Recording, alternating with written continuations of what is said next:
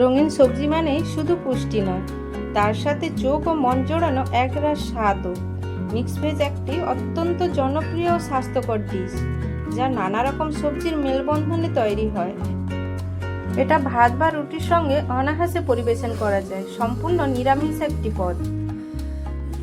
চলুন দেখে নিই কিভাবে এই পুষ্টিকর এবং সুস্বাদু মিক্স ভেজ রান্না করা যায়। এই রেসিপিটি বানানোর জন্য আমি কি কি সবজি ব্যবহার করেছি চলুন দেখে নেওয়া যাক।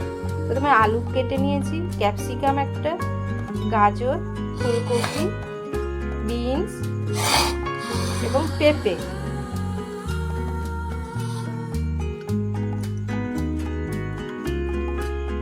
আর নিয়ে নিচ্ছি কিছুটা পনির, টমেটো কুচি, আদা কুচি, কাঁচা লঙ্কা, নিচ্ছি চারমগজ, চিনেবাদাম, পোস্ত আর সামান্য কাজু বাদাম।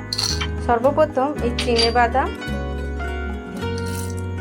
চারমগজ, পোস্ত এবং কাজু বাদামকে আমি কিছুটা জল দিয়ে 15 মিনিট মতো ভিজিয়ে রাখবো।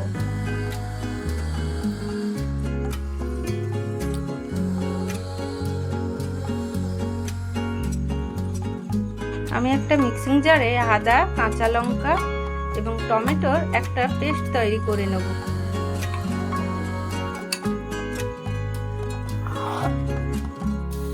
এবার সবজিগুলো ভাজার জন্য আমি একটা কড়াইতে সামান্য তেল গরম করে একে একে সবজিগুলো ভেজে নিচ্ছি।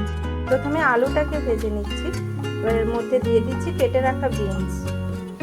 এবার এর মধ্যে দিয়ে দেব গাজর।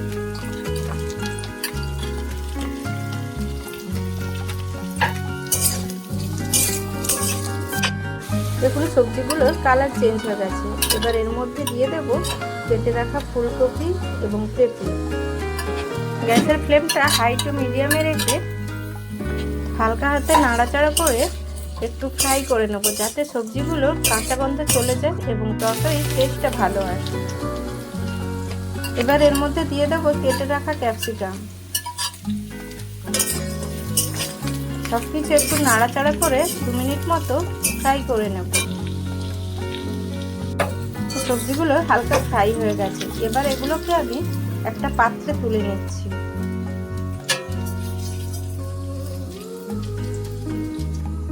এবার কড়াইতে সামান্য তেল দিয়ে একটু গরম করে আগে থেকে কেটে রাখা পনিরের টুকরোগুলো হালকা করে ভেজে নেব।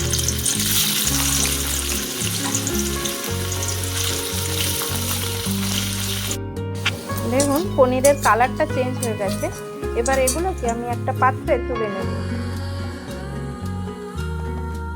এবার আমি একই তেলে দিয়ে দিচ্ছি ফোড়ন।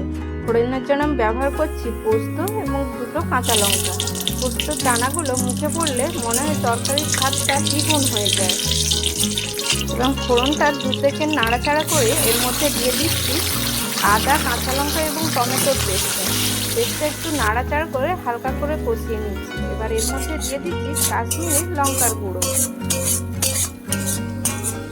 মশলাটা একটু নেড়ে চেড়ে কষিয়ে নেব। দেখুন মশলা থেকে তেল ছেড়ে দিয়েছে, তার মানে বুঝতে হবে মশলাটা হয়ে গেছে। এবার এর মধ্যে দিয়ে দিচ্ছি বাদাম পোস্তর পেস্টটা।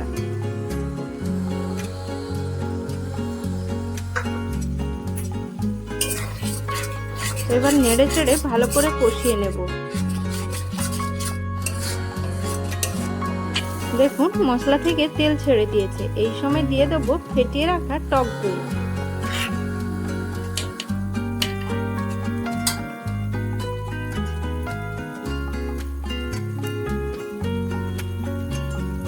টক দইটাও আমার কষানো হয়ে গেছে। এই সময় দিয়ে দেব ভেজে রাখা সবজিগুলো।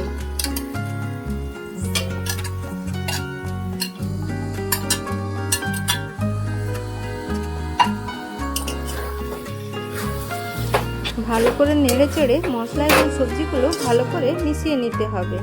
এইভাবে 3 মিনিট মতো নাড়াচাড়া করে কুক করে নেব।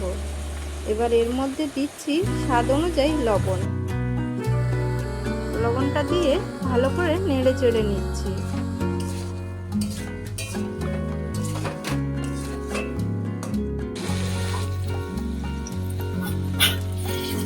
এবার এর মধ্যে দিচ্ছি সামান্য উষ্ণ গরম জল। গরম জল দিলে তরকারির টেস্টটা যেন বোঝাই থাকে।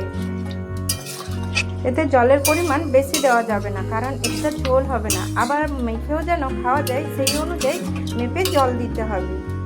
এবার ঢাকনা দিয়ে আমি 3 মিনিট মতো কুক করে নেব।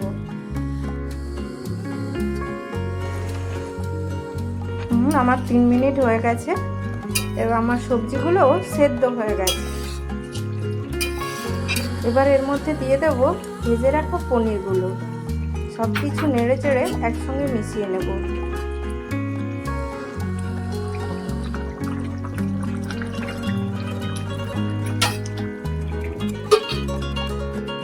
সবজিটা অলমোস্ট রেডি হয়ে এসেছে। এর মধ্যে দিচ্ছি সামান্য চিনি টেস্টের ব্যালেন্সের জন্য, যেহেতু আমি টক দই ব্যবহার করেছি।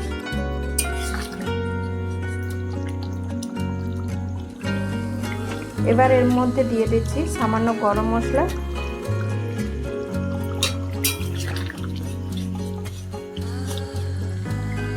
দিয়ে দিচ্ছি সামান্য ঘি,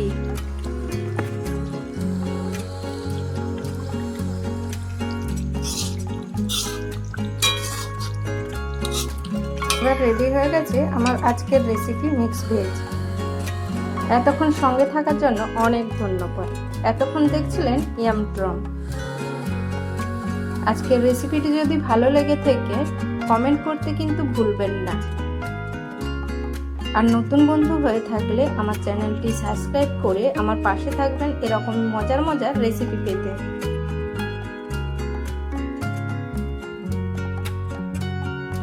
আজকে এই পর্যন্ত।